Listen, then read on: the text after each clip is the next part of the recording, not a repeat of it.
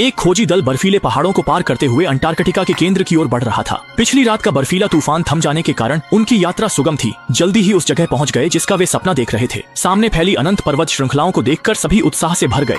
इसके बाद वे जल्दी से पहाड़ की चोटी पर प्रतीकात्मक राष्ट्रीय ध्वज फहराने लगे, जो इस बात का प्रतीक था कि उन्होंने इस बर्फीले पहाड़ को फतेह कर लिया है। इसके बाद वे वापसी यात्रा पर निकलकर छोटे शहर लौट आए। लेकिन ठीक उसी समय जब करियांग भाई ने जश्न की दावत रखी थी, एक अनचाहा मेहमान उसे ईर्ष्या करने लगा और डींग मारते हुए कहने लगा कि करियांग भाई निश्चित रूप से उत्तरी ध्रुव पर भी चढ़ सकता है। देखते ही देखते वहाँ इतने सारे मेहमान बैठे थे कि मजबूरी में करियांग भाई को सिर झुकाकर यह चुनौती स्वीकार करनी पड़ी। यह जान लें कि उत्तरी ध्रुव की खतरनाकी दक्षिणी ध्रुव से कहीं ज्यादा है। शायद इस बार की यात्रा में वे लौटकर न आ सके। अगले दिन उन्होंने क्रूज जहाज किराए पर ले लिया।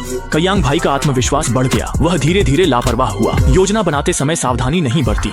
उसने गलतफहमी में मान लिया कि दोनों ध्रुवों का मौसम एक जैसा है, इसलिए वह आत्मविश्वास के साथ इस अभियान पर निकल पड़ा। जब सभी लोग जहाज लेकर पास पहुंचे तो जहाज का ढांचा बर्फ में जम गया और हिल नहीं सका। अगर समय रहते कोई समाधान नहीं मिला तो ज्यादा समय नहीं लगेगा कि वे भूख से तड़पकर मर जाएंगे। इसी दौरान जब करियांग भाई कुल्हाड़ी से बर्फ तोड़ रहा था, अचानक उसका पैर फिसल गया और वह नीचे गिर पड़ा। हालांकि बर्फ की परत ने उसकी गिरावट को थोड़ा कम किया। 10-15 मीटर की ऊंचाई से गिरने से उसकी बांह टूट गई। जब वह मदद के लिए चिट्ठी लिखने वाला था, अचानक एक ध्रुवीय भालू कैंप में घुस आया।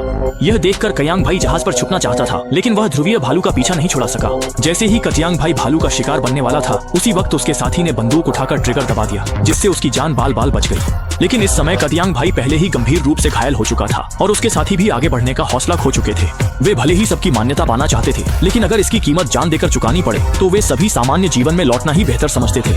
इस समय उन्हें एहसास हुआ कि यह अभियान बहुत खतरनाक है, इसलिए उन्होंने सावधानी से वापसी का फैसला किया। इन जीवन मरण की कई परीक्षाओं के बाद करियांग भाई भी समझ गया कि जिंदगी में जरूरी नहीं कि हमेशा कुछ पागलपन हो, परिवार के साथ रहना भी एक तरह की खुशी है। इसी तरह करियांग भाई अब अपने परिवार के पास लौट आया और एक सादा लेकिन सुखी जीवन जीने लगा।